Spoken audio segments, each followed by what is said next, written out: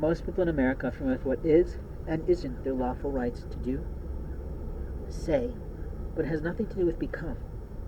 You see, in America, we apparently let $1 million heiress turn her entire body, according to YouTube, into a cat, a feline, and she apparently likes it like that. At the same time, we've taken a play toy of a gay man and turned him into a Ken doll, and he's actually going to a plastic surgeon to do that. We also have plenty of women of money who have turned themselves into a Barbie.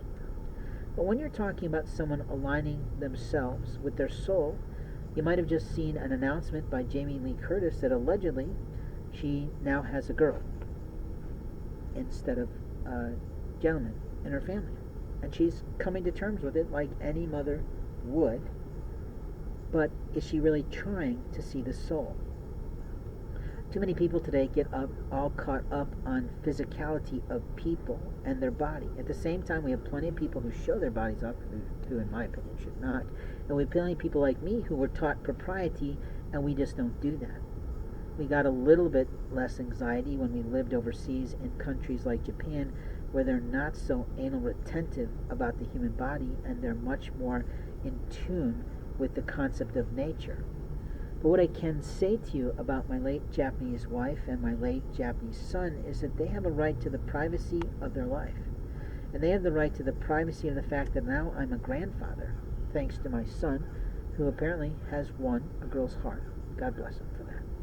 But the grandfather in me is not always able to be seen because I don't have a chance to see my grandson or granddaughter because my son is no longer with me.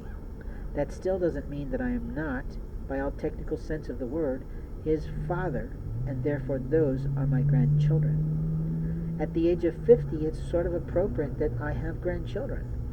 And it's a little early for some people who still have children in high school, and they're relieved they don't have grandchildren.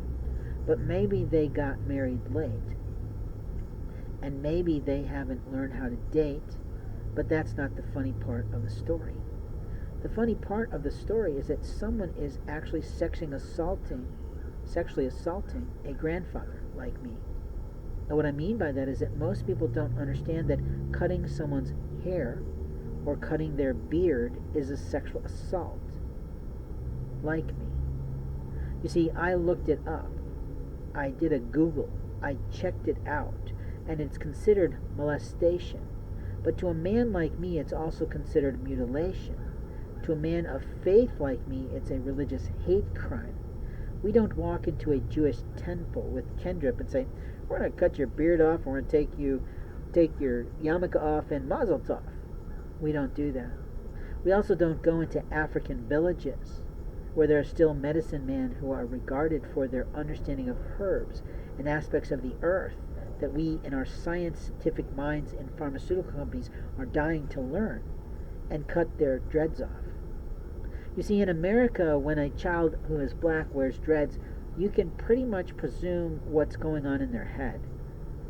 That openly that they are thinking that this is the way to look as important in their community as they can.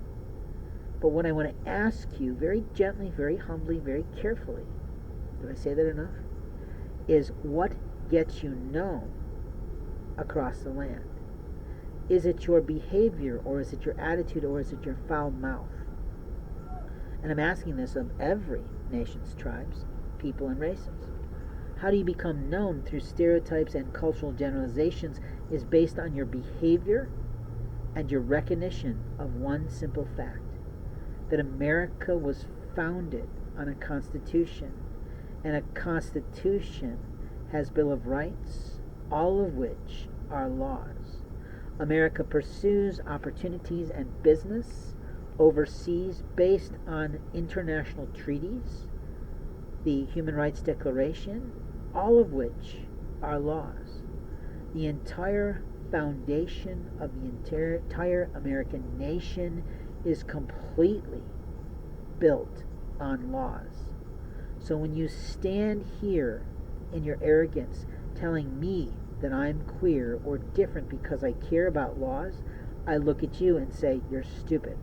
You're stuck in Stupidville because you think your opinion and your expression and your freedom of fashion only belongs to you.